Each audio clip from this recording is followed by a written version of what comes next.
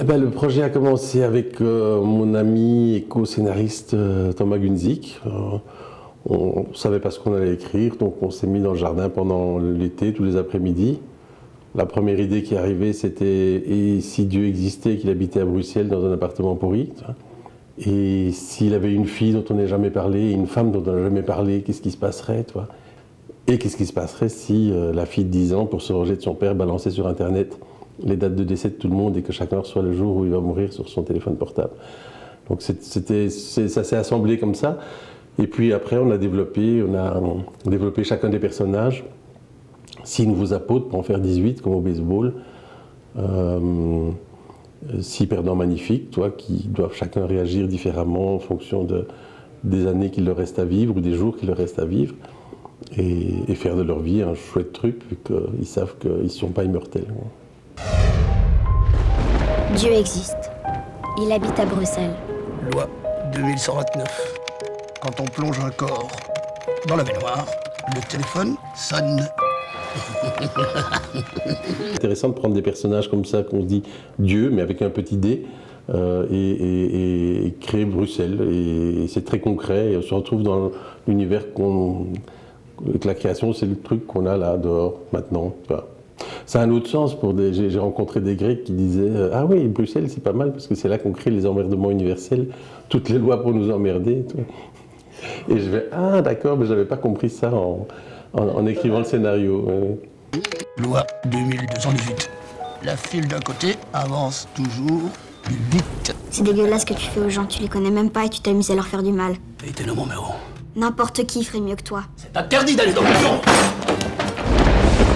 Je me suis dit, je vais faire un film d'amis, et pour les comédiens aussi, je vais m'entourer d'amis avec qui parfois j'ai jamais travaillé. Comme Ben, je le connais depuis 20 ans, on n'avait jamais fait de film ensemble. Yolande, on se connaît depuis qu'elle a 20 ans aussi, on n'avait jamais travaillé ensemble. Je connaissais bien François aussi, et puis des comédiens inconnus qui viennent du théâtre, du cirque. Et donc mélanger comme ça tous des acteurs qui viennent de partout, et Catherine Deneuve qui nous a fait le plaisir de nous rejoindre aussi, mais que je ne connaissais pas par contre. La petite fille d'abord, vous l'avez trouvée comment? Pili, on l'a trouvée sur casting. En fait, je l'avais déjà rencontrée avant, quand elle devait avoir 7-8 ans, et qu'elle jouait au piano sans avoir peur avec plein d'adultes qui étaient autour. Et je voyais déjà une fille qui n'avait pas froid aux yeux.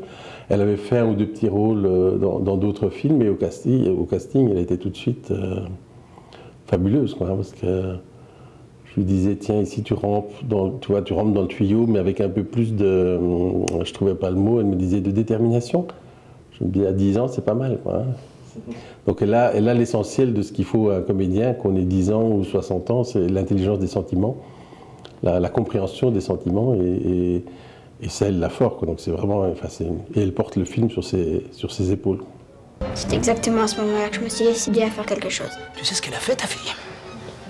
Elle a balancé les dates de décès! Il est encore impossible de savoir s'il s'agit d'un canular ou si ces fameuses dates de décès se confirment. Merde, je vais la chercher.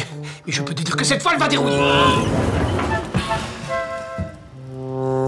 Je cherche une petite fille avec des cheveux noirs un peu agités. Et en ce qui concerne Benoît, Pommord, c'était votre choix de Dieu?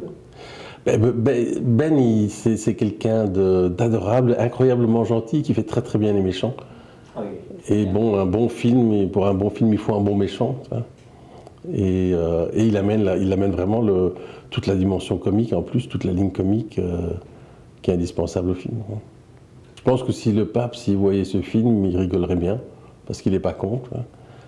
Je pense que ça ne parle pas de la religion ni de Dieu, c'est un conte qui prend prétexte, enfin qui prend la storyline de la religion pour parler d'autre chose sous forme de comédie.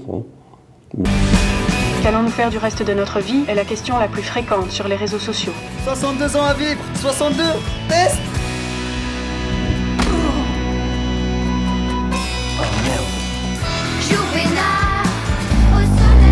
Il dit qu'il vous aime bien. C'est la première fois qu'il m'arrive quelque chose d'aussi beau. Qui, lui? Dieu.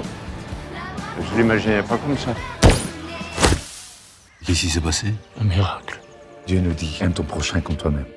J'ai jamais dit ça. Pardon? J'ai jamais dit ça. Mais l'autre, là, il est parti en sucette. Hein. Tout ce qu'il a réussi à faire, c'est se faire clouer sur un cintre comme une chouette. C'est un conte dans le sens... on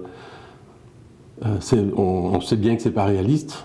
Dès le moment où on dit Dieu existe, c'est Benoît Poelvoorde avec, dans un appartement de Bruxelles avec un peignoir.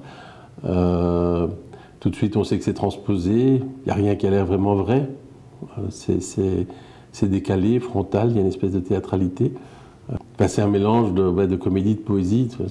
C'est là pour être drôle mais émouvant. Et aussi, c'est là pour donner la banane. Et là, ne m'oblige pas à venir te rejoindre. Mets-toi à l'aise, tu veux boire quelque chose? Je sais pas qui je suis. Je sais pas qui je suis. Qu'est-ce que c'est que ce bordel?